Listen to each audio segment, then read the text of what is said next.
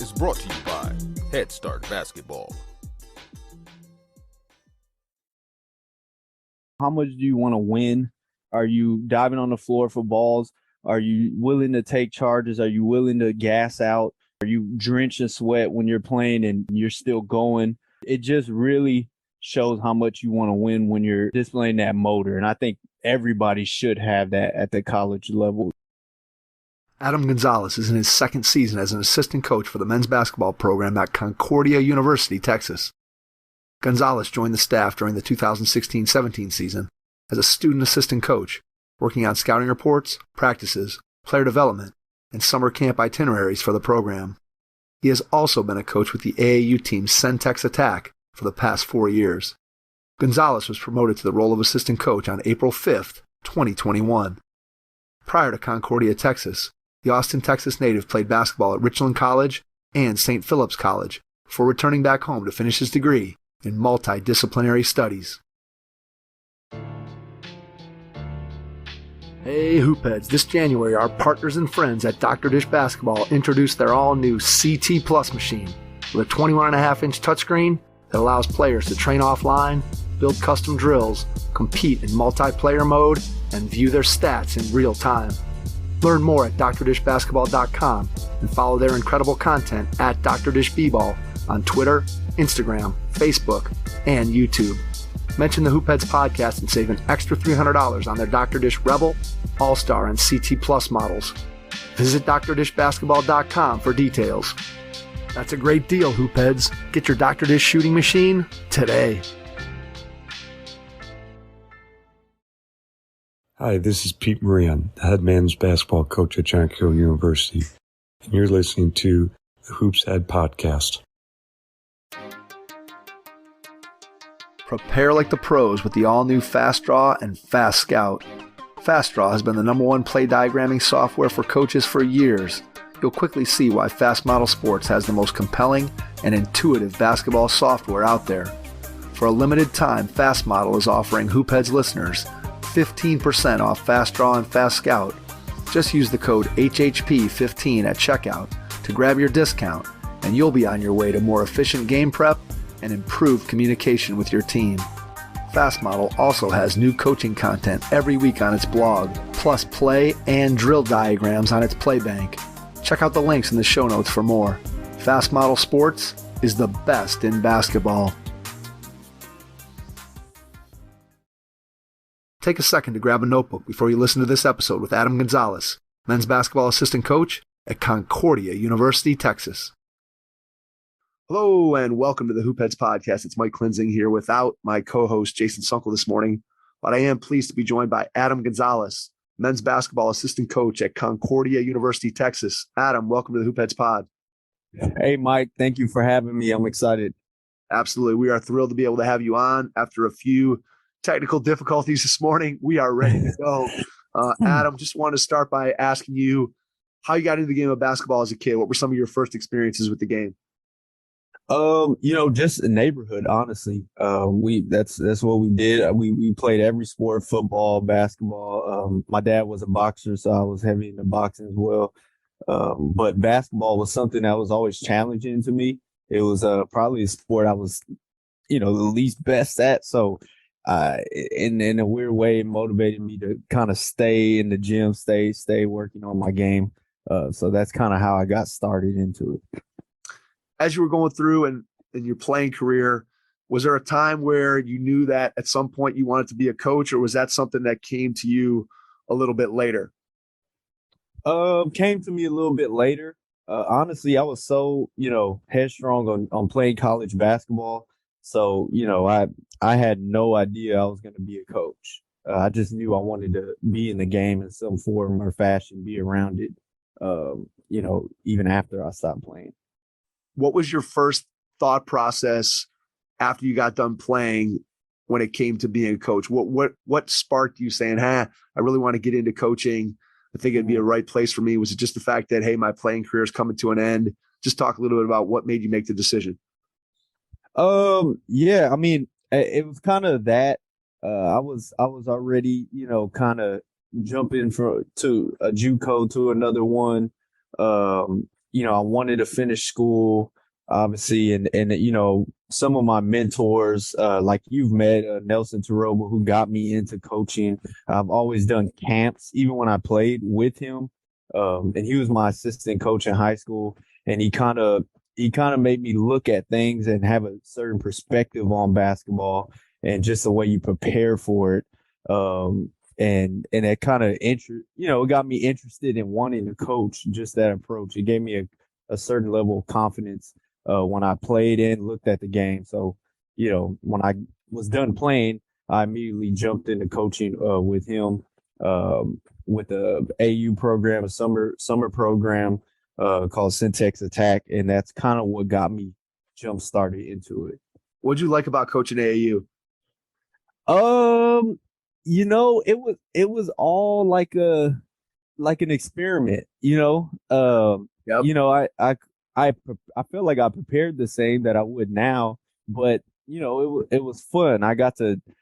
Everything was new, everything I was learning was new, and dealing with different personalities, and I was fresh off a plane, so I still kind of had like a certain level of confidence, like that kind of, hey, I could still play type of thing. Right. But uh but I love just the rapid games. Okay, I got to try this next time, or maybe I'll try these type of lineups, or maybe I'll try this type of offense, and so it just was a big experiment, and that's what I loved about it the most. What was something that, when you think back to that time and those first couple experiences, what was something that you felt like, hey, I'm pretty good at this aspect of coaching, but maybe there's something else that I struggled with, or that was maybe a little bit more difficult? So what was something that you were good at right out of the gate, and maybe something that you had to really learn and work on your craft when it came to coaching? Just understanding not everybody was like me. Like just the way not that I'm like this amazing and perfect person, but just my approach, my desperation to find the right answer, or my desperation to get something right. That's something I had to learn, and just try to motivate different personalities, and spend a little time learning who they are, so that I know how to motivate them.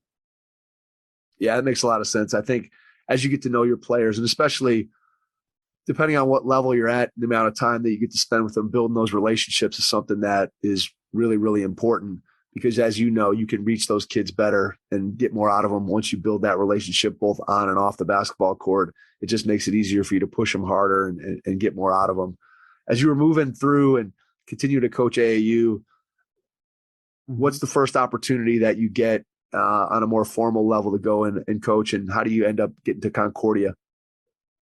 The first opportunity I got was Hill Country Christian. It was a private school, middle school level, 7th and 8th grade. One of the parents I coached in AU, she kind of suggested to the AD that they'll give me an opportunity, interview me, and that was kind of my first opportunity to kind of build a program and have a more formal season. And from there, Coach Taroba, as I mentioned, he had a connection with Coach Bonowitz at Concordia, and Coach Bonowitz actually recruited me out of high school, so he knew me from there, and that's kind of how I got that opportunity there at Concordia to volunteer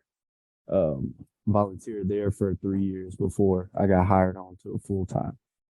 So there are a lot of young coaches out there that are listening.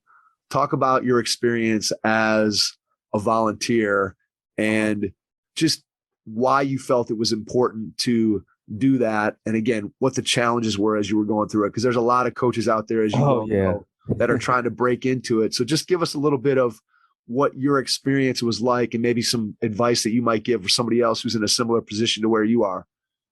For sure. I think you got to love it, and you can't look at it as a status thing. You got to strictly look at it like an opportunity. Everything that you get is an opportunity.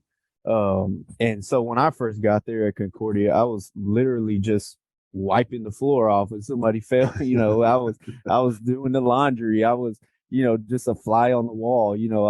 I did zero basketball the first couple months. And I was just learning what was going on. And I think the toughest part for me was the financial piece, because you're not getting paid and you For got sure. school still, you're trying to work, you're trying to pay your own bills. So, I was doing everything from doing Uber Eats. Had a side job on the weekend. I would do plasma. Like I would take anything I could because I just knew it was, not a lot of people got to have that kind of opportunity. It wasn't about getting paid for me at first. I just wanted to just get as much information as I can, especially from somebody like Coach Bonowitz, who's had such a, great playing career and been at Concordia for now 20 years. And, his unique pressing style that I've never really been around. So it was, very interesting to me at first. And, he gave me an opportunity, and then he allowed me to do scouts and, ask for my suggestions every once in a while. And let me do player development. So it was kind of just one opportunity that got to lead to another. And I just wanted to be around as much as I could early on. In those first couple months, as you're in there, and obviously, as you said, there's a lot that you have to do outside of the basketball arena to be able to just make a living and sustain yourself. How much time were you spending?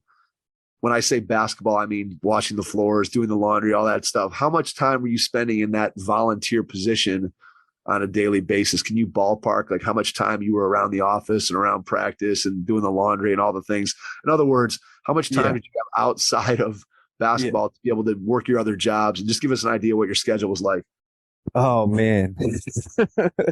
It's not I don't suggest everybody do this, but no, I mean I would wake up probably at 6 a.m. because I had to find time to do my homework. And I was, Coach Bonowitz, if he basically told me, if you can be around as much as you want to. So, if I wasn't in class, if I wasn't studying, if I wasn't working, I was just gonna sit in the office and wait until he gave me something to do. So I wanted to make sure I wake up as early as I could to get done with my responsibilities, whether that was, okay, I'm going to Uber now at 6 a.m. Before he gets to the office at 9. Or I got homework. Let me just knock that out this morning so that I don't miss out on any time I'm sitting in the office during the day. And so I'll sit in the office, class at 11, get out of class, come back to the office. If he had any player development opportunities, I would ask them. I would ask guys if they need to get worked out or want to get shots up. So I'll be in there for 2 to 3 hours. Sometimes I'll eat my lunch in there, and then we'll have practice at 4, 5, 6 o'clock sometimes. Get out of practice, go Uber at night, and then repeat, do the same thing every day. So that was kind of. I can only imagine what that was like. I can only imagine. And you're not the only one. There's lots of guys that have been in that position. Oh yeah. That there's, as you said, it's an opportunity, and there aren't that many of them out there. And so there are times, certainly, I think I've heard a lot of coaches give the advice of, look, you got to be willing to travel. You got to be able to work for free to kind of get your foot in the door. And I think your story really illustrates that pretty well. When you were going through those early times and you're just sort of learning, you're around Coach Bonowitz and you're hanging around the office, were you taking notes and formally writing stuff down, or were you just kind of committing things to memory? How'd you go about sort of internalizing all the things that you were learning? Definitely notes. I don't really depend on my memory too much on things. I try to write as much as I can. And whether it be on a laptop, Google Docs, or just on straight paper, or trying to get copies of the practice plans and video. Every once in a while he'll allow me to take videos of the practice, just so I can start connecting things and just try to ask him as many questions as I could without annoying him after practice. But yeah, definitely notes. I suggest that everybody take notes and and try to document them, keep them as much as you can, because I wasn't always the best at that either. Just kind of keeping them organized in folders or whatnot. But yeah. In the moment, that's not always easy to do. Like, you might have good intentions, but yeah, trying to keep all your stuff organized and thinking, hey, I just saw that, or I need to write this down. And then obviously, as you're running around and doing a million jobs and everything that you had to do with the basketball program as well, I can imagine where sometimes it's easy for things to slip past anybody. Certainly somebody who is as busy as you, completely understandable how trying to keep all that straight and organized can be a challenge. As you transition into, I'm going to say, a quote unquote real position, what did that look like? What was the conversation like when you became an official member of the staff? Recruiting. that was the conversation. It's just recruiting and how important it is. Because initially I didn't have any interest in recruiting. I just wanted to, I wanted to be a head coach or a high school coach, and I wanted to learn as much as I could, from his pressing style, going into it, and try to get as much information as I could about how to run a program. I had no interest in coaching college basketball, to be honest. But, after a while, I gained a lot of interest in that. And then, coming into my full-time position, I fell in love with recruiting and just the process of it, and the time, the opportunity to help build our team, and the kind of pieces we're bringing in, the kind of culture we're creating, like all that stuff. I fell in love with recruiting. All right, let me go back to the recruiting in a second, but I want to ask you about the idea of wanting to be a high school coach versus wanting to be a college coach. So when you set out on this journey and you have in your back of your mind that I want to coach at the high school level, what was it about high school at that time that appealed to you more than college basketball as you were kind of getting into it, sort of getting a feel for what the coaching world was all about? Why high school? Definitely having the opportunity to develop young people, and building a program from the ground up, taking freshmen, building up that, communicating with different coaches to build that program and to share one voice, one, mindset, and just the everyday, I was interested in teaching, as well.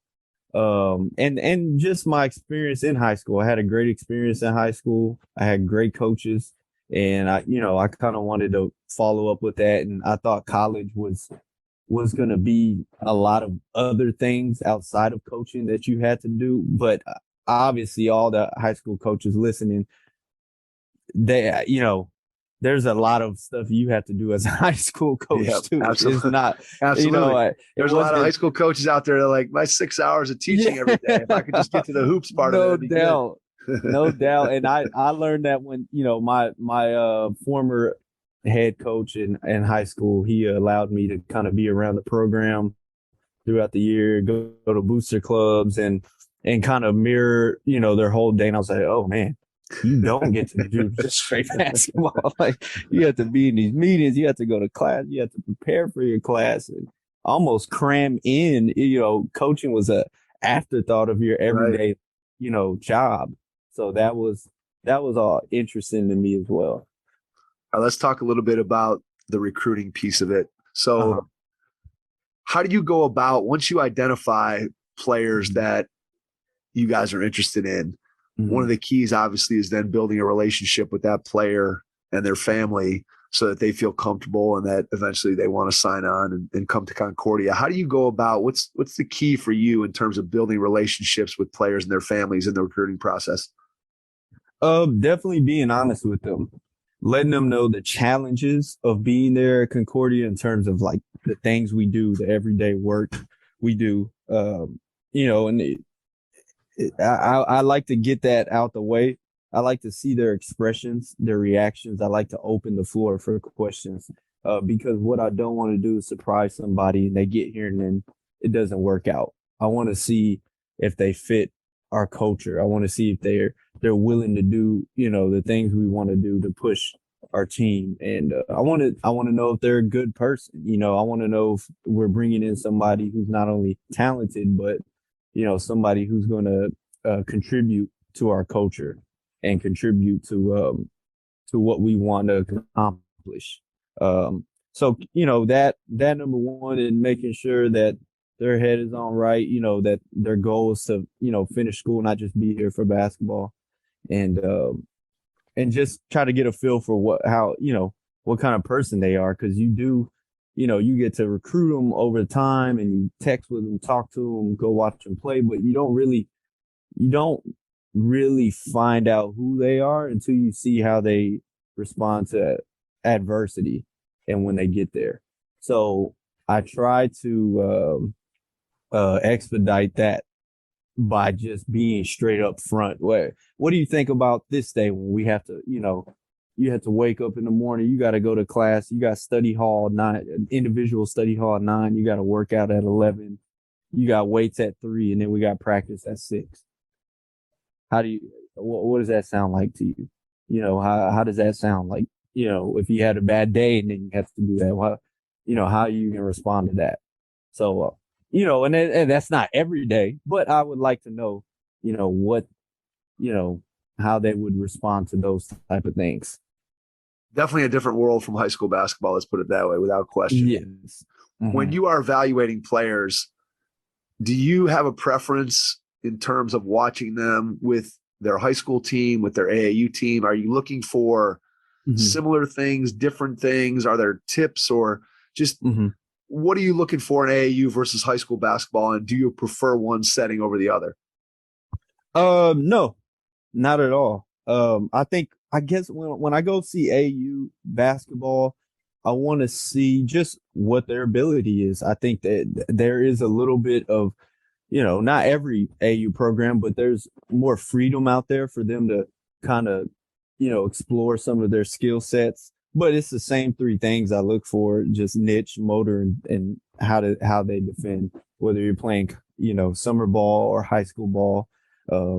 It is nice to see them in high school ball, just, from an execution standpoint, and, talking to coach, maybe asking him, hey, what is y'all like? What are y'all trying to do here? What's your offense? How are y'all using him? How has he contributed?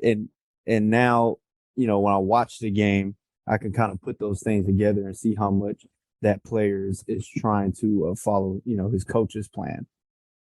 Talk about those 3 things that you said you look for. So, and give us a breakdown of when you talk about niche, and you talk about motor, and you talk about being able to play defense. Just give us a detail or 2 about each one of those, why they're important to you and what you're looking for. Yeah, I think with their niche, that for me means, what's your transferable skill at the college level? I think if you go to any park in America or any high school game, there'll be a guy out there that could, tries to do everything and try to drop 20 every game. But what do you do that's going to transfer to the next level? Are you an elite rebounder? Are you an elite shooter? Can you score it at the college level? Are you a creator? Are you creating and playmaking for other people? So that's what I want to see. I don't want to see you doing things that, that aren't really transferable. And that's not always, that kid's fault, right? He doesn't necessarily know what that means and what that looks like. So that always helps if they have a coach or somebody around them that, reminds them like, hey, this is what you do. This is what can carry you to that next level.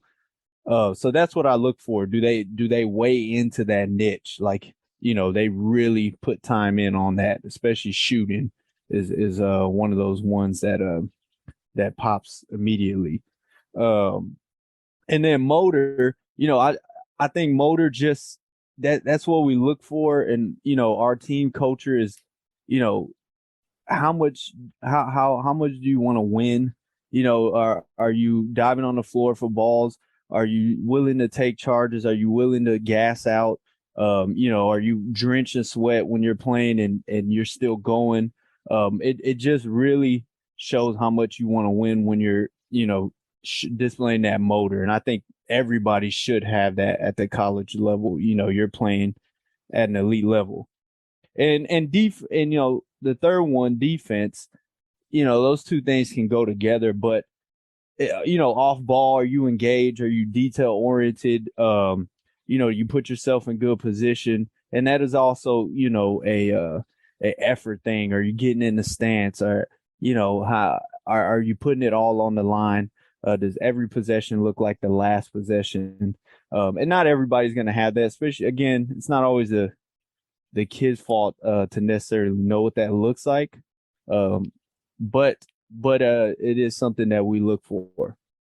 Let me ask you about niche, because I think this is one that, especially when you're talking about high school players and their parents, I think there's always confusion about, well, what does that mean? Because I think the perception is, right, that when a college coach is at the game, when kids are out there performing, whether it's at the high school level or the AAU level, everybody thinks that they need to score. And they think that that's what they want to show coaches. And clearly, if a player is coming and playing at the college level, most of the time, they're probably going to be a really good scorer. Now, I'm sure there are exceptions to players who are just, super talented on the defensive end of the floor, or maybe they do lots of other things, or again, they're a great rebounder, maybe their offense hasn't come around yet. But for the most part, we're talking about good high school players that can score. So then when you bring those guys into your program, now you're bringing in a kid who's a scorer, or who's been a scorer primarily in his career. So how do you guys have conversations with those players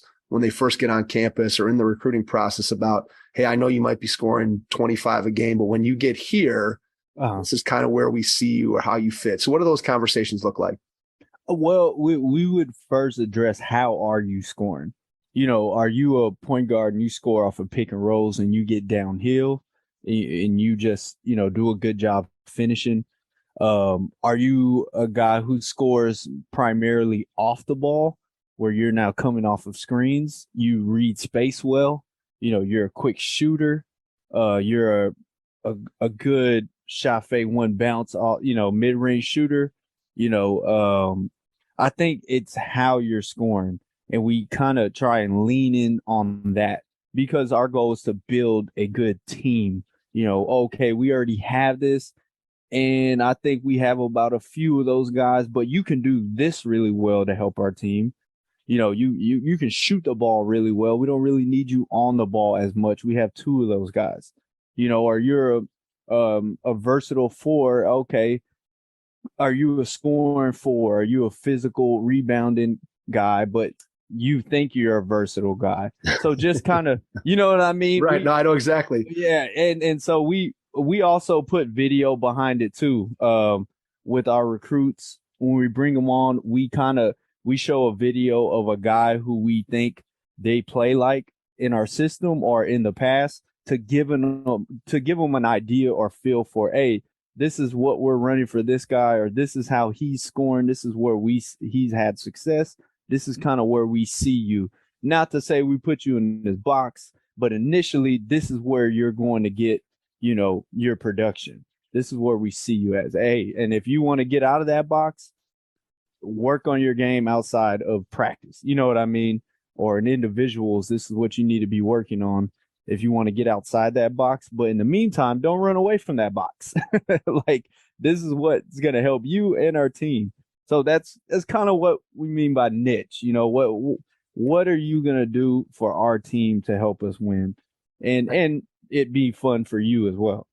I think it's interesting whenever I have this type of conversation with a coach, and I don't care really what level. Once you get beyond high school, we're talking about the different levels of college basketball, or even we've had discussions with guys who've worked at the pros. And, for so long, when a kid's younger, when they're in middle school and they're in high school, most kids, when they're working on their game, they're working to develop their all around game, right? They're working on handling the ball. They're working on their shot. They're working on being able to do different things with the ball in their hands. They might be working on shooting on coming off screens, or working on pick and roll. There's all these different things that players work on when they're younger, because you want to develop your complete skill set. And then so many coaches talk about exactly what you just talked about, which is you got to understand and know your niche, your role on this team. And when you talk to pro guys, it's especially interesting, because obviously those guys are the best in the world. You're talking about the top, 450 players in the entire world. And yet there's really only 20 guys, 30 guys in the league that kind of get to do everything and get to do what they want. And the pro guys always talk about, you have to be really, really good at what it is that you do that helps the team win. And whether that's just being able to defend multiple positions and shoot corner threes, or maybe you're just a rebounder, or maybe you're the backup point guard and your job is to come in and distribute and whatever. Everybody has this role. And so it's interesting that once you get beyond the high school level, that so much of what makes a successful team is getting guys to buy into your role. And then you make another good point of, hey, if you want to expand that role, then you got to work outside the confines of the team. So how do kids react to that type of conversation? Obviously it's different for every kid, but when you're having those conversations and kids are sort of coming to the realization, whether it's through the conversation or just over the course of their freshman year, how do kids react to going from, hey, I'm a star to now I've got to fit this role? And how do you guys help them adjust to that? It's all based off of maturity level, I think, and just what their, support system is. Honestly, I think it's getting a little better. I think like summer ball programs are doing a better job of like communicating that stuff, especially the D3 level stuff. You know how you see that on Twitter and, social media now. They talk about not caring about what level they play at. And I think that those things are kind of aligned with each other. But as far as how we help them transition to that, I think we champion that, and we talk about our own experiences. Like me, I was like the third best player on my high school team, but our best player played at Gonzaga and our second best player could have played, he could have played at the college level. Fourth best player played at the college level. So my role wasn't to do everything, so I embraced it and we had a successful team. And that's what we try to tell our recruits is, hey, we want to have a good team. Now, if you want to go score 15 or 20 somewhere, you can, you might even do that here one day. But what we're trying to do is build the best team where guys are the best at their role, the best at what they do and what their niche is. And if we have about 8 to 10 of those guys just really laying into what their role is, man, just imagine how good we can be, and that we mean it, and Coach Bonowitz, I'm sure you talked to him. He's played it at one of the highest levels. He was Mr. Basketball. He was that guy, but he also understood when he went to the next level, he had to lay into his own role. He wasn't scoring 30 points a game like he was in high school, in college, and he had a lot of success in college. So both of us telling our stories and kind of championing that and, giving a layout of what our goal is with the team. I think it's interesting when you start talking about kids making that adjustment from star player to making sure that they fit the role so that you can build a good team. And obviously, as you said, Coach Bonowitz and the success that he had as a player at A&M, and just, again, not many guys get the opportunity to play at that level and then be as successful as he was. And I think back to my own situation when I was a player a long time ago. But in high school, I was kind of one of those kids that you described earlier that we were talking about that, I scored and, I played some defense occasionally, but, I had the ball in my hands and was kind of the do everything guy. Right. And I got to college, my freshman year, barely played. And then I started looking around and I looked at what we had coming back and I said, if I'm going to get on the floor, like what we need is not another guy who can score. And not to your point, not that I wasn't capable of doing that, but I looked at it and said, my role on this team, if I'm going to play as a sophomore, I got to be able to defend. And so I just kind of flipped the switch and just changed my mentality of who I was and what was important. And I figured out if I want to get on the floor, this is what's going to do it for me. And sometimes I look at it and I say, wow, that was pretty amazing that I was able to do that. And then the other part of me says, I'm not sure why more players don't just kind of figure that out and do what the coach is like. It seems obvious, like, hey, the coach wants this. Maybe that's what I should try to do. And it seems like some guys are stubborn. So I don't know what your thought process is on that. And just as you see kind of both sides of that equation of guys who come in and they're just stubborn and they won't change. And then the other guys who adapt really quickly. Have you had both of those situations come through? Absolutely. I think, I'm still young. I'm still learning a lot. But one of the biggest things I learned was just accepting that people are different. You know, people's mindset are different. There's some things that we won't, acquiesce to, that, things that are just completely unacceptable, just like not being competitive or being disrespectful, obvious things like that. But people are going to be different. Their maturity levels are different. When you get to meet their parents or where high school they come from and the players they play around, you get an understanding of, okay, he's coming from this. You know what I mean? So he doesn't necessarily, let's give him a chance to embrace this culture. Let's let him feel success with this new, culture that's around him. Let's give him a chance to at least feel what that feels like, and him get to see, okay, I could be successful doing this. I could be successful in this role. There is success here, because that's one thing that I kind of learned early, just because I've been the best player on my team, but I've also not been the best player on my team. So you got to accept it early. Some of the guys don't, some guys don't experience that until they get to college.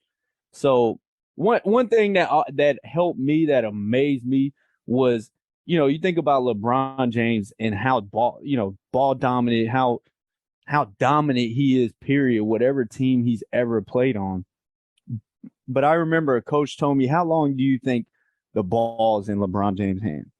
And I was like, man, it has to be in his hand at least 20 minutes, 25 minutes, for how long a game Right. is. You has to be. Nope. 6 minutes. Yep.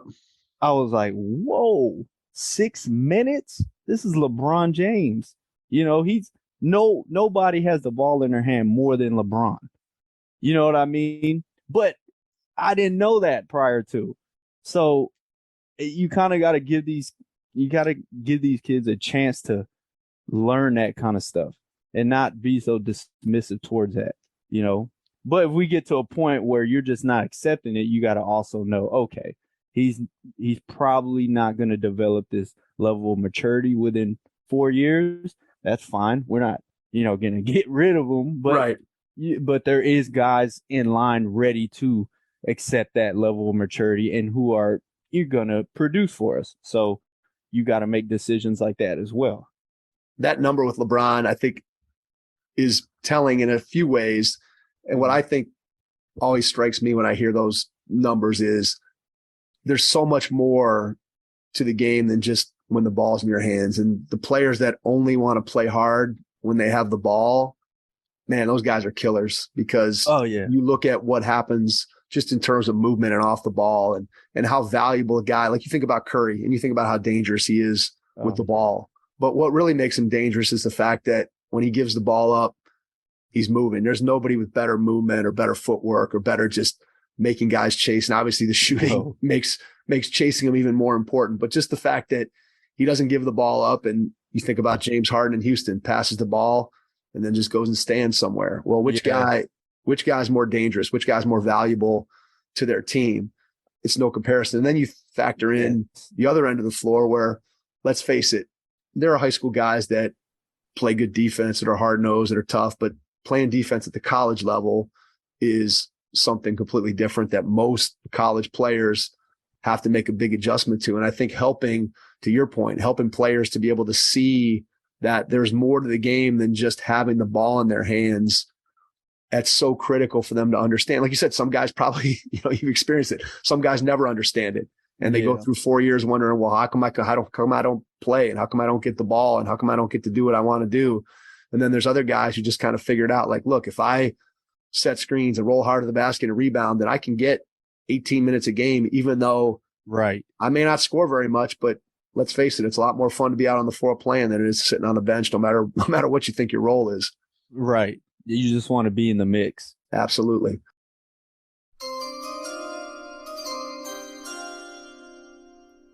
The first training camp, Elite Skill Development and Performance Combine, will be held on the campus of Western Reserve Academy, just outside of Cleveland, Ohio, powered by Unleash Potential and the Hoopheads podcast.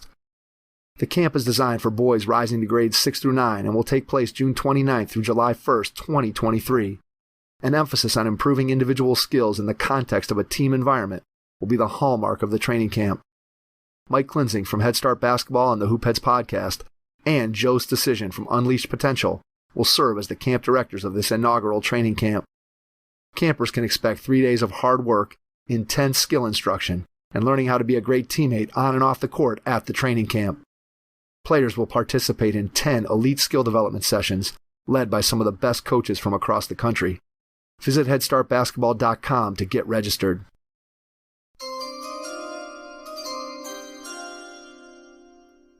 When you're working with Coach Bonowitz, I know one of the things that is really important to young coaches is developing yourself as a coach and getting ready for whatever your next opportunity may be, whether that's the opportunity to advance on your current staff, whether that's the opportunity to go and maybe advance a level, maybe that's the ability to go from being the second assistant to the first assistant, or from the first assistant to getting your first head coaching job.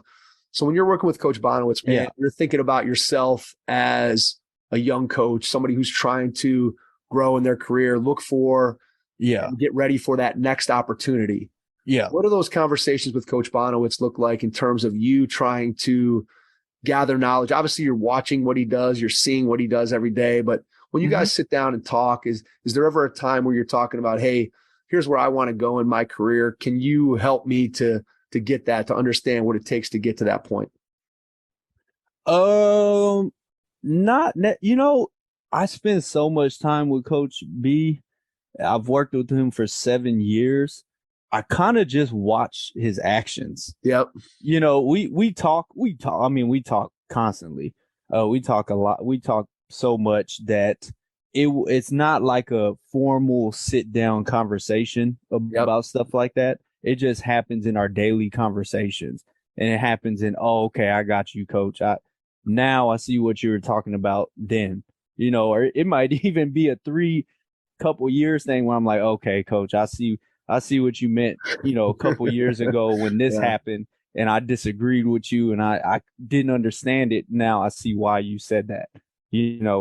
How many things come in fruition in the future. And I learn more, honestly, off of those kind of things than we do informal conversation. Because if you're around Coach Bonowitz, you're going to get so many conversations about so many things that it won't even need to be a sit down, hey, let's talk about my career. They just naturally come, or us being around other coaches, so many conversations, just hanging out, like stuff like that. Honestly, we've talked so much more about that kind of stuff than us just having like a formal conversation. What are some things that you've picked up? And when you look forward in your career, what are some things that you feel like you've picked up from him through those conversations, through observation, that you think are going to be with you if we were to revisit this conversation 25 years from now when you're 50 years old and you're looking back on your career?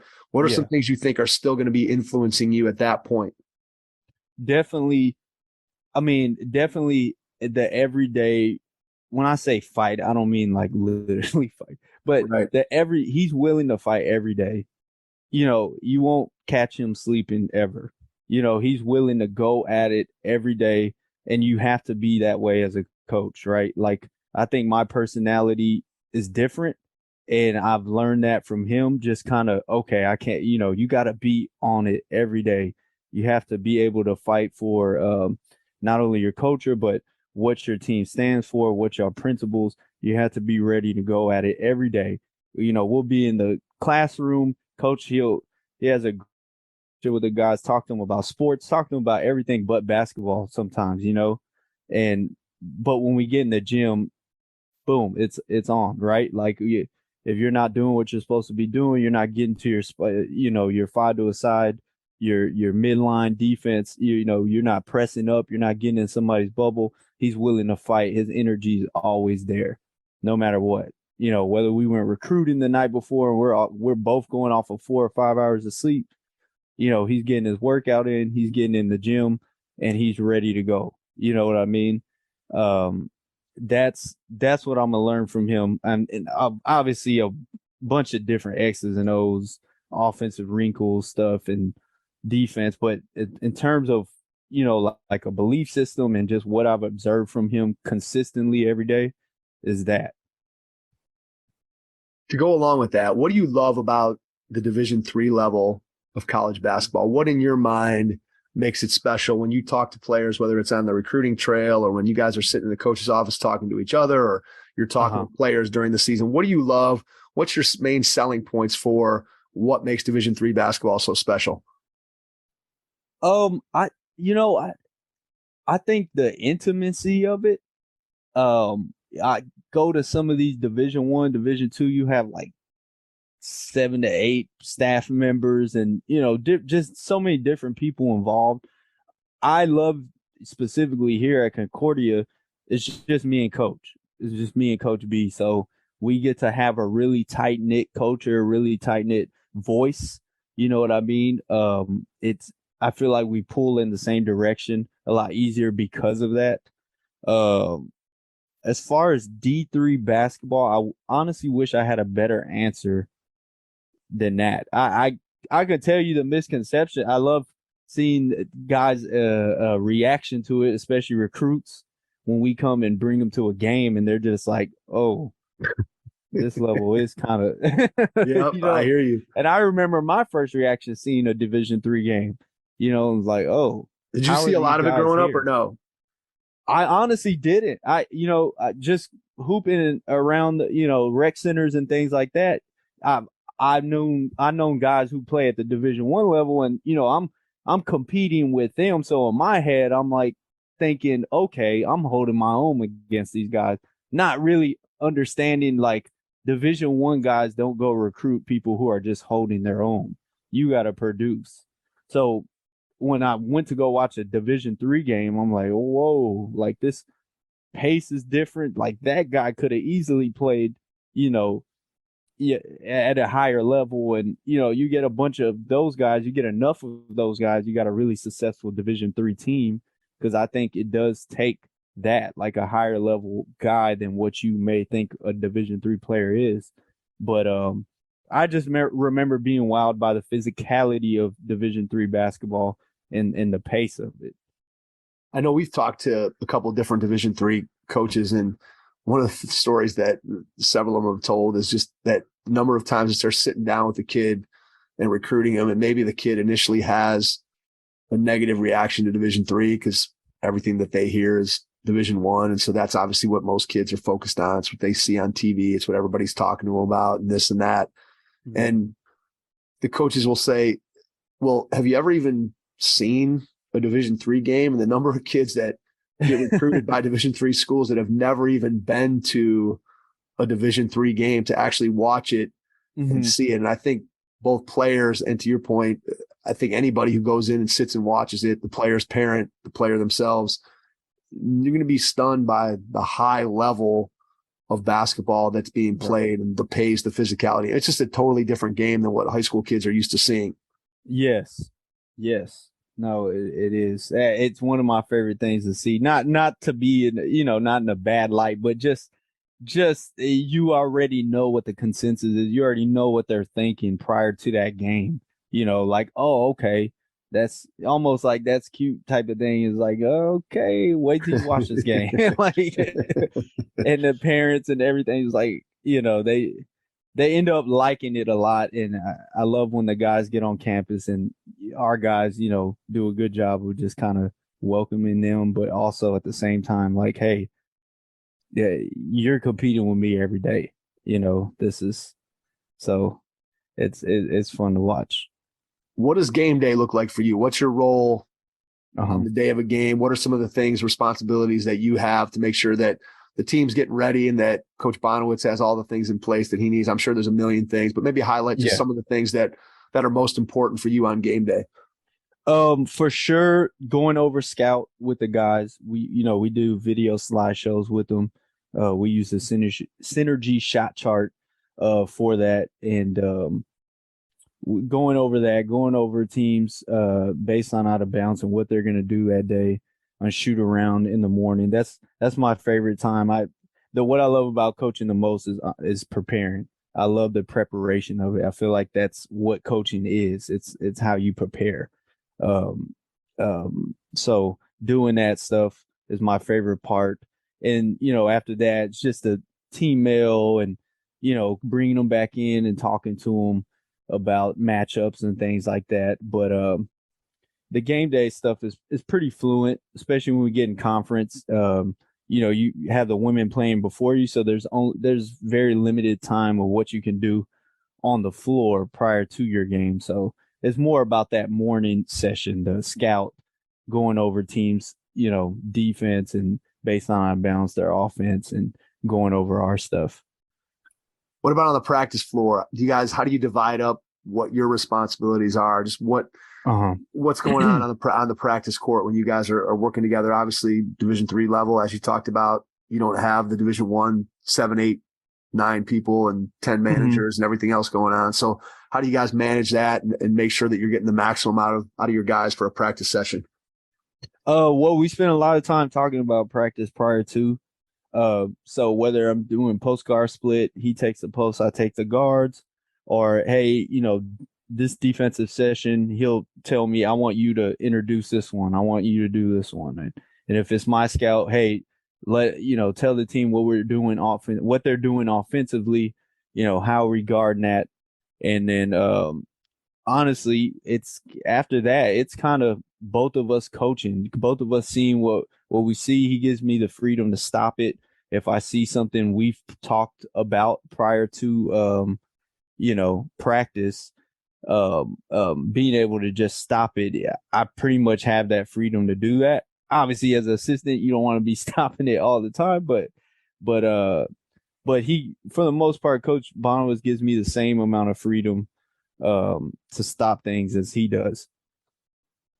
How do you guys balance out? I think that's one of the things that I always find to be interesting is when you're talking about coaches and being able to balance out when you stop it versus when you want to keep the flow of practice going. Because clearly you can't stop everything because you'd be blowing the whistle every 2 seconds. Yeah, you'll mess the flow up of practice. Right, exactly. So how do you guys balance when you talk about that is there a particular focus in the practice where, hey, today we're focusing on boxing out on the weak side, and anytime that doesn't happen, we're going to stop it? Is that kind of how you guys approach it, or what's the tactic that you guys use? Yeah, I would say that, obviously we do about 8 to 10 different things in practice, but there's like always 2 to 3 things that we really spent time talking about that we know, like we're just itching to stop it when we see it, so whether he catch it first or I catch it first, we're stopping that. But honestly, I just kind of gained a feel for when to stop it and when not, because I know I know when something's been bothering Coach B about our team. So I kind of don't stop. I let him do that. I don't even mess with it because I know he's, what I mean? Yeah, like, I know it. Yeah. Okay. You got I'm not even touching it. I'm motivating. Okay. I know Coach B's been fired up about this one, so he's about to go on this one.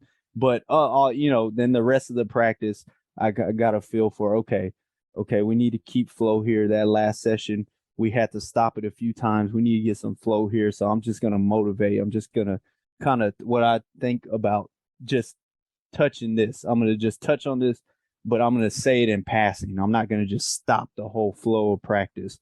I'm going to just say it in passing, or a guy's coming to the sideline. Hey, you might want to look for this, or hey, you didn't get all the way over to your low hole, like things like that. You just kind of get a feel based off the prior session or category we just went over, so just getting a feel for that stuff. Yeah, it makes sense, right? And since you've been with them for 7 years, you guys start to have a little bit of understanding of what the other one doesn't do, and you obviously have to defer to Coach Bonowitz and how he runs things. And so you've learned, I'm sure, over the years that when your time is to step in and when your time is to lay back, and when you can hop in and be vocal, when it's better to just wait for a guy to come to the sidelines and have that conversation. It probably varies from player to player too, right? Right. Yes, for sure. For sure it does. Definitely. Some players are better to talk to after, some players that you can lay in front of everybody and they handle it well because they're mature. So you kind of get a feel for that too. Yes. Absolutely. All right. Before we wrap up, I want to ask you one final 2-part question. So part 1, when you look ahead over the next year or 2, what do you see as your biggest challenge? And then when you think about what you get to do every day at Concordia, what brings you the most joy? So your biggest challenge and then your biggest joy. Uh, my biggest challenge. I